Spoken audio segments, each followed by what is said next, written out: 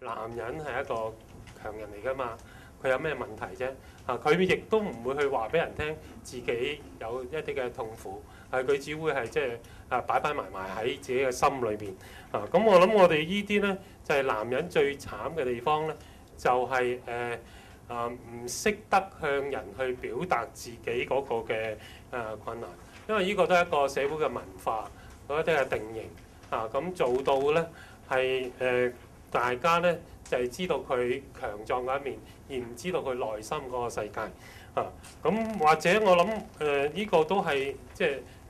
男人同男人咧，就好多時候係吹水咧，就成日見嘅咁但係佢講自己內心個世界咧，就非常之少見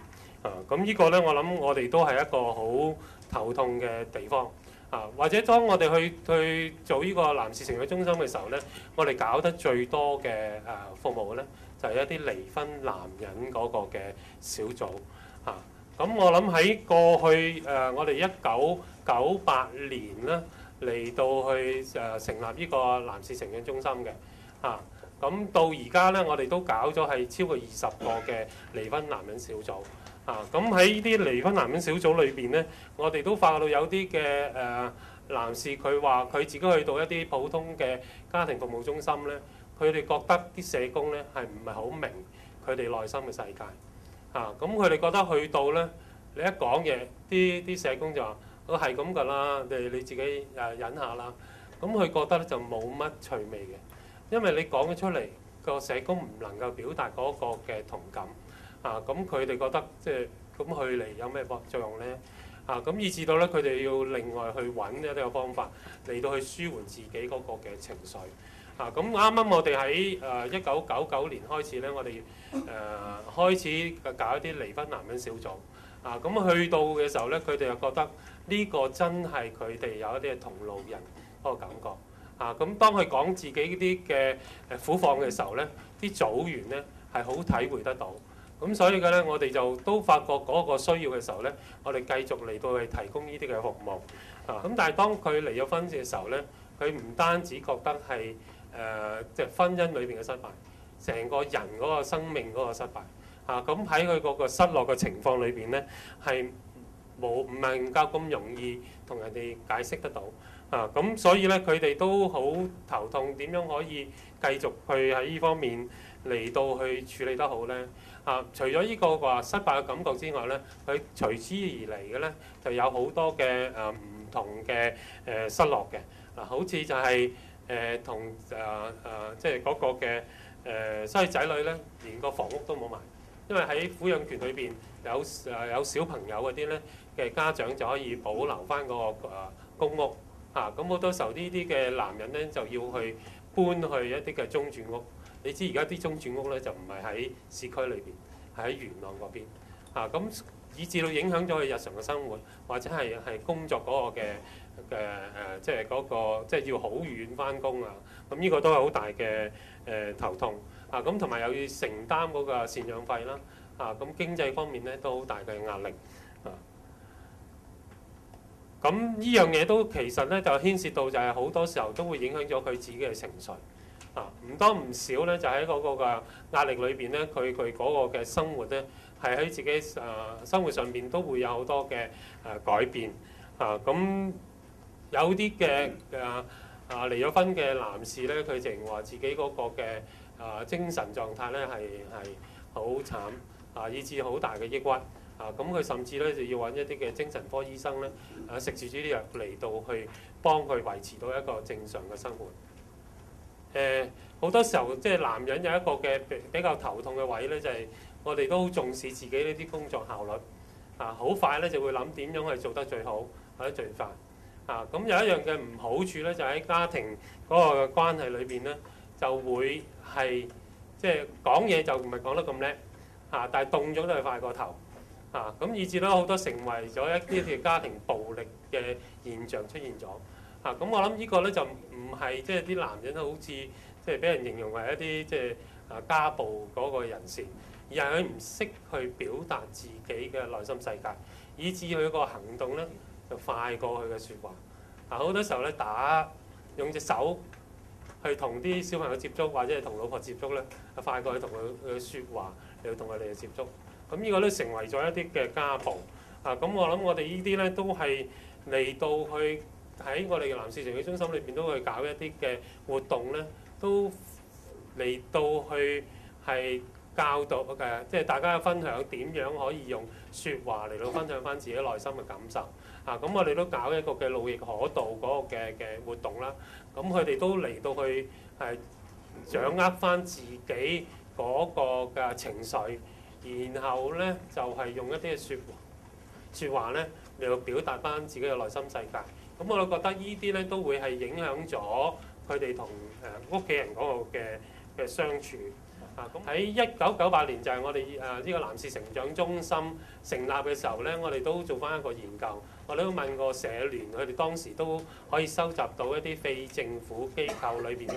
嘅數據。咁佢都話翻俾我哋聽，就係當年咧係嗰個嘅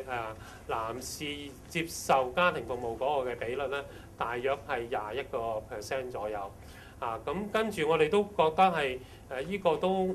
叫做係偏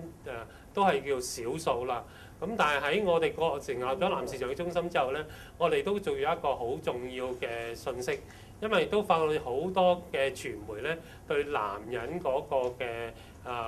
特性咧都好想做一啲嘅報導。我哋喺1998年到2005年或者2007年呢幾年裏邊咧，我哋做好多同傳媒建立咗好多嘅聯繫，咁以至到啦喺呢幾年裏邊有好多嘅傳媒咧係訪問咗我哋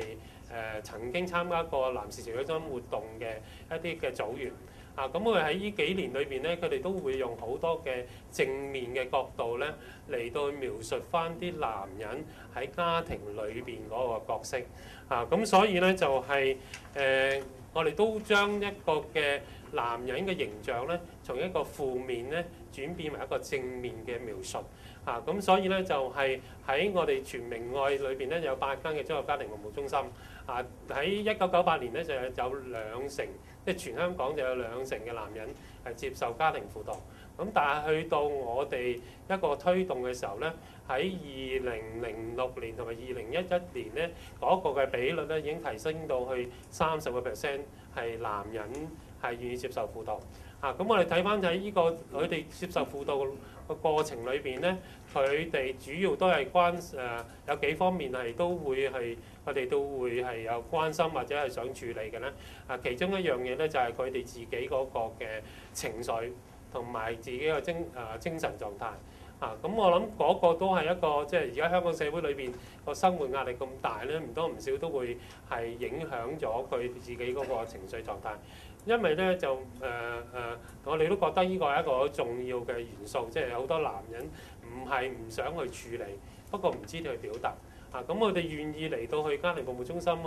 去宣泄，或者係同社工裏邊去傾談咧，我哋呢個係一個好重要嘅幫助佢哋嗰個嘅元素。咁第二樣嘢咧，我哋都睇到就係即係房屋問題啦，即係呢個香港嘅社會問題嚟嘅。咁同埋經濟問題。咁我哋睇到呢2年裏邊咧，有一個嘅比率係提升咗咧，就係話同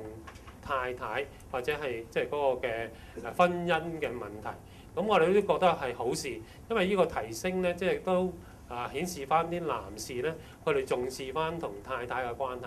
咁我哋都希望就住呢樣嘢咧，就喺個輔導裏邊去同我哋做多啲嘅工作，無論係去改善佢同太太嘅關係，或者係佢哋要面對去離婚嘅時候咧，我哋都可以做一啲嘅離婚前嘅一啲嘅準備工作，以至到佢哋將來同小朋友嘅關係都能夠維持到一定嘅一啲嘅接觸。咁呢個都係我哋繼續要努力嘅工作嘅地方。咁去到最後尾咧，我哋都係今年3月底咧，係社會福利署咧係正式咧嚟到去批核咗一個嘅800平方尺嘅地方俾我哋個男士成長中心。因為過去咁多年咧，呢14年裏邊，我哋嗰個男士成長中心咧都喺個附屬於一個家庭服務中心裏邊去推行